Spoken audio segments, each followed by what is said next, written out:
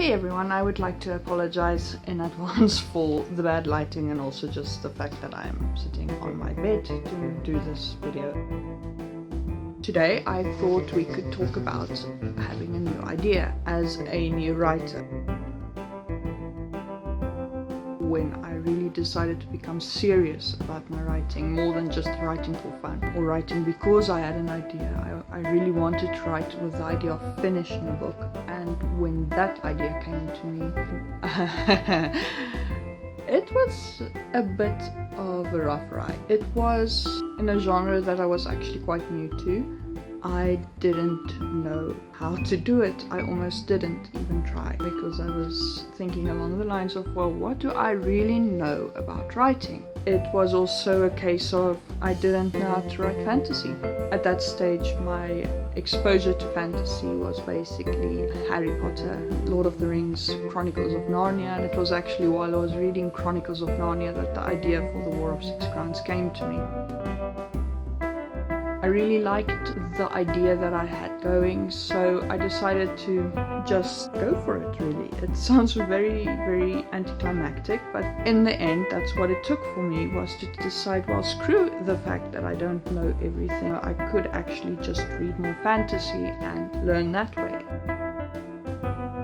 It took 6 months or so just to sit down, and I talked to some of my friends because I am lucky enough to have a lot of friends who are complete and utter fantasy geeks. They did give me some advice and tell me some very cool names and some good writers that I should try.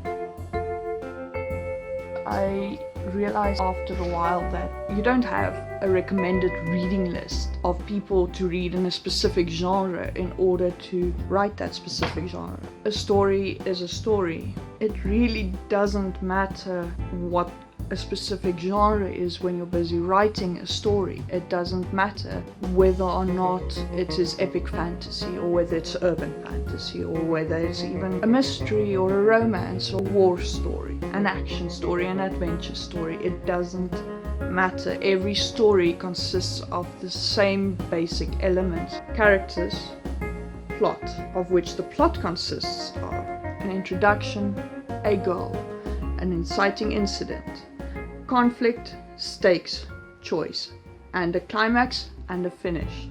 That is basically what every story consists of. What you populate that story with is what makes the genre. And this is something I found as well. People want to write, are scared of being compared to another writer and being found wanting in some way. I know a lot of people think that they don't have the right to dare to try even and imitate their role models by writing, because it feels to them as if they're tarnishing this image they have of what writing is and what writing does and what the art of writing is like, especially when they don't know anything specific about writing. They don't know the skills required, they don't know the craft, they don't know the technique. And because of this, they feel when they start writing that they don't deserve to be seen as a writer because they don't produce books that look like Sarah J. Maas or Isaac Asimov. You're going to feel inferior in every way as you write because it's a scary thing and it doesn't make sense a lot of the times, because creating a story, even if you understand what goes into it, is still a very difficult thing. It is fiendishly difficult to write what is on your mind, what you're seeing in your mind's eye, and to put it onto the page in a way that not only represents what you're thinking but also makes it possible for a complete and utter stranger to understand. It's scary. It is. It's terrifying, and it just comes down to this idea that the Orson Scott Cards and the Sarah J. Maases out there just write like that, but they don't. They edit, and it's a good idea to remember this because it just makes the writing a lot easier, because then you're suddenly allowed to realize that perfection isn't what makes you a writer. Writing makes you a writer. Sitting down and working to get that idea onto the page is what makes you a writer. If nothing else from today's video comes through to you, this is the message I want you to remember. Sit down, open your project and write. No matter how you do it, no matter what you put into it, no matter how far it deviates from your expectation from the genre, just write the story, because that is what turns you into a writer, nothing else. Another thing that people really freak out about, when they have an idea and they decide they actually do want to become writers by finishing this idea, they get this whole thing where they decide that they want to study writing as a craft before they start writing. Okay, don't get me wrong. It is a good idea to read up about writing. The thing is, and this is something that a lot of people might disagree with me about, if you keep reading about writing and you keep talking about writing and you keep thinking about writing and you keep considering writing and you keep doing everything about writing except for actually writing, you are never going to finish your book. Very harsh, I know, and people do get upset with me when I say this, but your priority is to learn by doing. You're supposed to write, you're supposed to make mistakes, you're supposed to then go and ask for advice for things that you do not understand or things that you keep getting stuck on. For example, you're writing and you feel like in the middle of the book sucks.